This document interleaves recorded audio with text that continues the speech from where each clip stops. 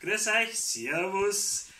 Heute habe ich was ganz Gutes für euch. Und zwar, ihr kennt doch sicher das Gefühl, der Tag kann noch so schön sein, irgendwann kommt der erste Depp daher. Ist es so? Irgendwann hast du einen Deppen von dir. Und ihr kennt das Gefühl, wie man sagt, boah, ich atme ein, ich raste aus. Ruhig. Immer ruhig.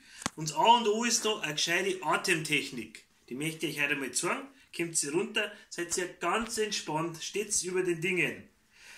Ich kann das euch aber nicht gescheit vormachen. Darum habe ich einen Assistenten, der zeigt euch das. Und zwar, mein auf.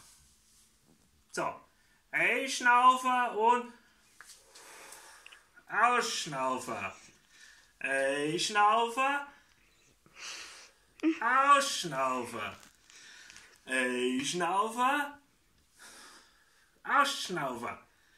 Und einschnaufen und ausschnaufen. Und noch mehr ein. Und noch mehr aus. Habt ihr aufgepasst? Habt ihr es gesehen? Es ist ganz einfach. Ihr werdet ganz ruhig. Steht's drüber. Das wird schon wieder. Also, ich wünsche euch noch einen schönen Tag. Für euch.